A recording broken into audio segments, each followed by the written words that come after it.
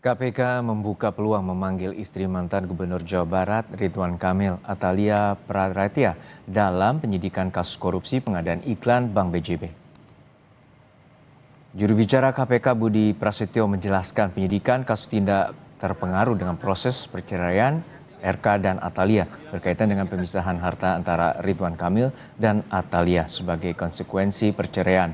KPK akan memanggil Atalia jika memerlukan konfirmasi atau penjelasan dalam mengusut aliran dana maupun aset yang diduga berkaitan dengan perkara korupsi Bank BJB. Budi menegaskan KPK berpegang pada prinsip follow the money dalam setiap penanganan perkara.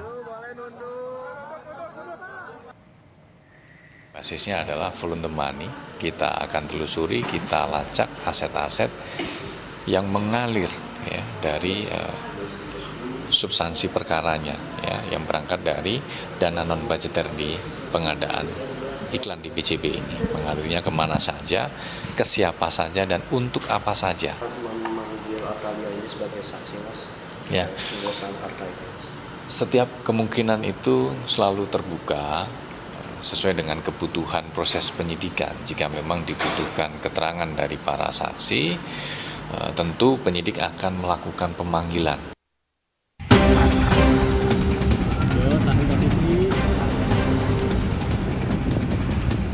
Saya sebenarnya senang karena ini saya tunggu-tunggu untuk memberikan klarifikasi. Saya siap dan mendukung KPK memberikan informasi seluas-luasnya terkait apa yang menjadi perkara di BJB. KPK mendalami keterlibatan mantan Gubernur Jawa Barat Ridwan Kamil atau RK dalam kasus dugaan korupsi pengadaan iklan Bank BJB. KPK menemukan dugaan aliran dana non-budgeter senilai 200 miliar rupiah yang salah satunya mengalir ke Ridwan Kamil. KPK juga menemukan keterkaitan aliran dana dengan aset milik RK yang diduga bersumber dari dana non-budgeter itu.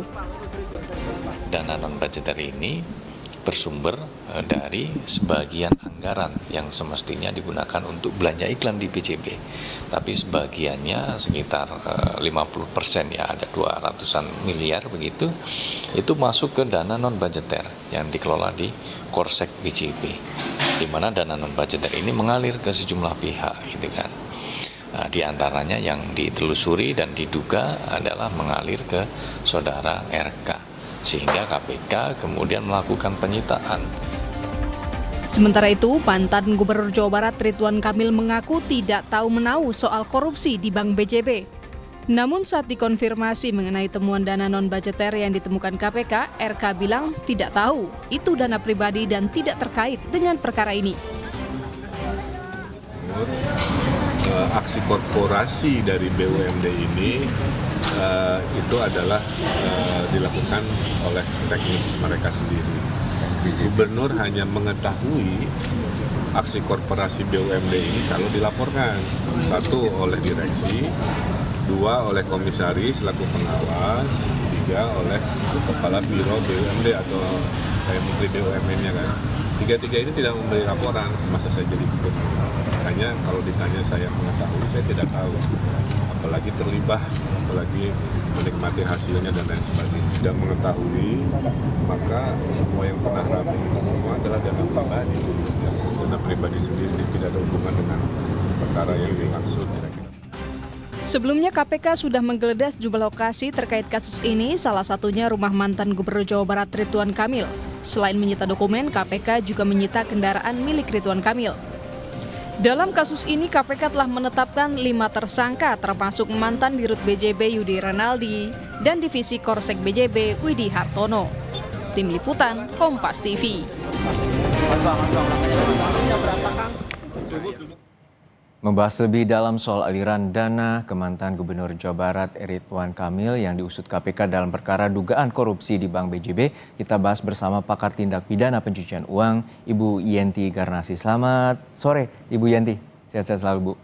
Selamat sore, sehat selalu. Bu Yenti, kita refer ke belakang bahwa ini kasus pengadaan iklan tahun 2021-2023 dan ini ada dugaan aliran dana ke sejumlah pihak. Tadi KPK sudah menggeledah pada bulan Maret lalu dan juga telah memanggil RK pada Desember awal kemarin. Lalu saat ini bagaimana KPK bisa menelusuri aliran-aliran dana ini dari dana non-budgeter bernilai 200 miliar rupiah? Ya, terima kasih. Ini kan agak lama ya, sekarang KPK lambat ya. Padahal korupsi itu kan harusnya cepat. Cepat itu bukan berarti nggak hati-hati gitu ya. Karena memang amanahnya adalah kasus-kasus korupsi itu didahulukan dengan kasus lain dan cepat. Apalagi kalau kerugiannya itu adalah kerugian negara. Dalam hal ini juga berkaitan dengan kemungkinan yang akan ditelusuri, itu berarti KPK sudah berbicara TPPU. Karena kalau KPK hanya berbicara tentang korupsi, itu tidak menelusuri seperti itu ya. Jadi biasanya kalau KPK hanya korupsi itu adalah walaupun dia mencari tapi meminta keterangan dari tersangka atau terdakwa dan tentang harta kekayaannya dan harta kekayaan keluarganya. Itu korupsi dulu ketika belum mempunyai undang-undang pencucian uang. Tapi setelah tahun 2002, setelah kita punya undang-undang pencucian uang, strategi itu nggak usah dipakai lagi. Artinya langsung digunakan kalau memang KPK punya bukti awal bahwa ada bukti-bukti aliran dana dari hasil korupsi kemana-mana, harusnya KPK langsung menggunakan TPPU. Artinya gini, yang korupsi itu ketika mengalirkan uang hasil korupsi, yang diduga korupsi itu mengalirkan uang hasil korupsinya, dia kena TPPU aktif, dan siapapun itu yang menerima itu akan diterapkan TPPU pasif gitu. Jadi KPK harusnya tegas bahwa KPK sedang mendalami juga korupsi dan TPPU-nya gitu. Kenapa ya KPK tidak seperti itu, tidak seperti Kejaksaan Agung, karena nonsens sekali gitu ketika akan memeriksa. Nah, untuk saat ini ke istrinya. Jadi TPPU pasifnya itu memang untuk orang-orang terdekat. Karena bagaimanapun juga secara moral siapapun, maupun itu istri atau suami seseorang yang jadi tersangka atau terdakwa, tidak boleh menikmati hasil kejahatan. Ketika kita masuk rejim anti pencucian uang, itu kita sudah bicara tentang kita sudah bicara tentang TPPU. Itu yang harusnya dipahami oleh KPK gitu. Ya. Dan saat ini sebenarnya KPK telah memeriksa, dan juga saat pemeriksaan RK menyatakan bahwa dia tidak mengetahui terkait dengan kegiatan corporate secretary dari BUMD, terutama BJB, terkait dengan dana non-budgeter 200 miliar lebih ini. Dari pengamatan Anda, sebenarnya bagaimana wewenang dari seorang gubernur untuk mengetahui adanya aktivitas terkait dengan pengadaan iklan, terutama di Provinsi Jawa Barat? Sejauh ini kan KPK sudah lama sekali, mulai Maret sampai sekarang. Saya kira KPK sudah pasti mempunyai bukti tentang itu. KPK mempunyai bukti awal tentang yang bersangkutan ya, walaupun ini semua kan belum ada yang ditahan, baru Ridwan Kamil juga hanya saksi, tetapi harusnya segeralah KPK jangan ragu-ragu ya. Ini masyarakat itu sudah mulai sangat curiga bahwa kalau pelaku-pelakunya itu adalah orang-orang tinggi, orang-orang yang punya, apalagi ada keterkaitan dengan perpolitikan, itu kok enggan gitu. Dan ini jelek sekali ya untuk foto potret pemberantasan korupsi kita gitu. Itu yang mestinya KPK bisalah menjadi harapan kita. Apalagi kita baru saja kan hari anti korupsi. Tanggal 9 Desember kemarin ya, yang gaungnya tidak bergaung dan kemudian sekarang ini juga lambat sekali ya.